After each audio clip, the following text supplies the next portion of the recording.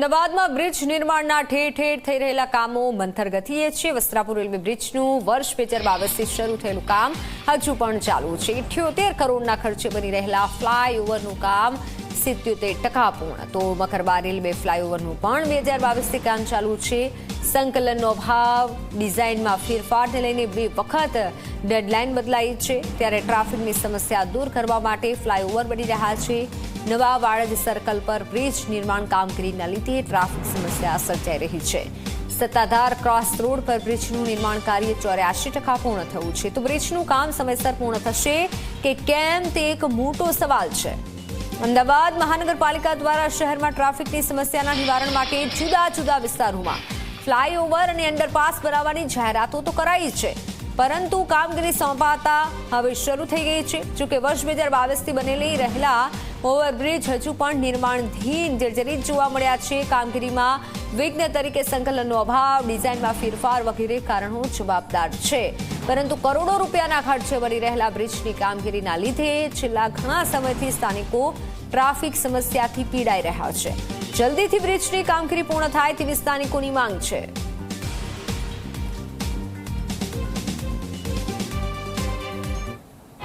Mega city અમદાવાદમાં સતત વધતા વાહનોને કારણે સર્જાતી ટ્રાફિકની સમસ્યાના નિવારણ માટે અમદાવાદ મ્યુનિસિપલ કોર્પોરેશન વિવિધ વિસ્તારમાં કરોડોના ખર્ચે ફ્લાયઓવરનું આયોજન તો કરે છે, તેની કામગીરી પણ કરે છે, પરંતુ આ કામગીરી કેટલી મંથર ગતિએ ચાલે છે તેનો વિવાદ વધુ વકર્યો છે। એટલા માટે કે છેલ્લા કેટલાય સમયથી જુદા જુદા વિસ્તારમાં જે અત્યાધુનિક ફ્લાયઓવર કરોડોના ખર્ચે બની રહ્યા છે, કોઈક ને કોઈક વહીવટી કારણ અથવા તો સ્થાનિક કારણે આ કામગીરી લંબાતી જાય છે।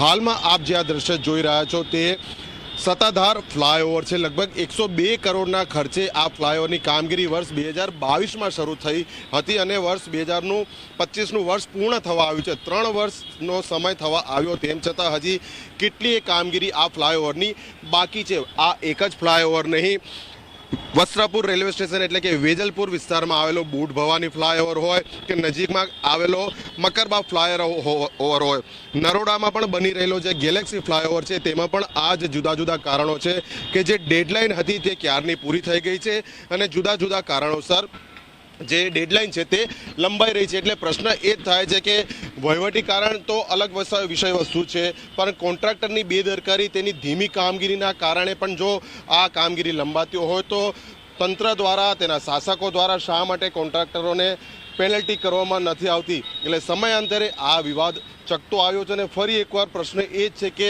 કાચબાની ગતિએ આ ચાલતી કામગીરી આખરે પૂર્ણ ક્યારે થશે, જેથી કરીને જે શહેરીજનોના ઉપયોગ માટે આ ફ્લાયઓવર બનાવવામાં આવી રહ્યો છે તેનો તેઓ ઉપયોગ કરી શકે।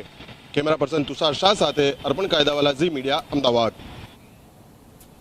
નોંધનીય છે કે આ મામલે આપની ચેનલ ઝી 24 કલાકે જ્યારે એમસીના રોડ એન્ડ બિલ્ડિંગ કમિટીના ચેરમેનને પ્રશ્ન કર્યો ત્યારે તેમણે આ વિષયની જાણે કે ગંભીરતા જ ન લીધી હોય એ રીતે વિવિધ કામોની મંથર ગતિ મુદ્દે જુદા જુદા કારણો આગળ ધરી અને કામગીરી પૂર્ણ થઈ જશે તેવું જણાવ્યું।